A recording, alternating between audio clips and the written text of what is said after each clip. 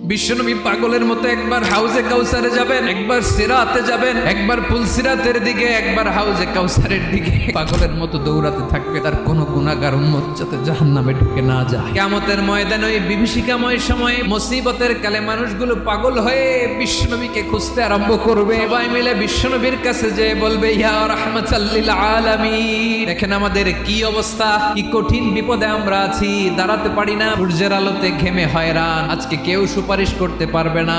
সব নবীরা অপারগতা স্বীকার করেছে, তারা বলেছে আপনি ছাড়া কেউ নাকি আল্লাহর সামনে দাঁড়াতে পারবেন না, আপনি একটু সুপারিশ করেন। বিশ্বনবী মাকামে মাহমুদে যে আল্লাহু আকবার বলে সিজদায় লুটিয়ে পড়বেন, বিশ্বনবী এমন ভাবে অজর দ্বারায় সিজদায় লুটিয়ে পড়ে কাঁদবেন, রব্বুল আলামিনের রহমতের দরিয়ায় জোশ লেগে যাবে। রব্বুল আলামিন এই দৃশ্য থেকে সহ্য করতে পারবেন না। রব্বুল আলামিন বলবেন, ইয়া মুহাম্মদ ইরফা রাসাক, ও নবী আপনি মাথা তোলেন, আপনার কান্না আমি সহ্য করতে পারি না, আজকে আপনি যা চাবেন তাই দেব। ওয়াশফা তুশাফা, যার জন্য সুপারিশ করবেন তার সুপারিশ কবুল করে নিন। বিশ্বনবী এবার মাথা তুলবেন, তুলে বলবেন, রব্বি হাবলি উম্মতি, আল্লাহ তুমি আমার গুনাহগার উম্মতকে বাঁচাও।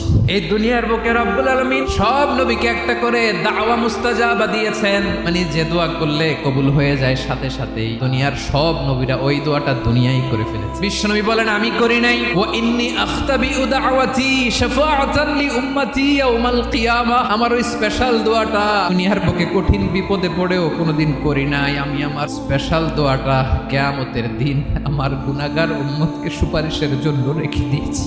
আজকে আমি তোমার দরবারে দাঁড়িয়ে কিয়ামতের দিন ওই দোয়াটা করছি। আল্লাহ, আমার যে উম্মতের হৃদয়ে যাররা পরিমাণ ঈমান আছে, আমার একটা উম্মতকেও তুমি জাহান্নামে ঢুকাতে পারবা না।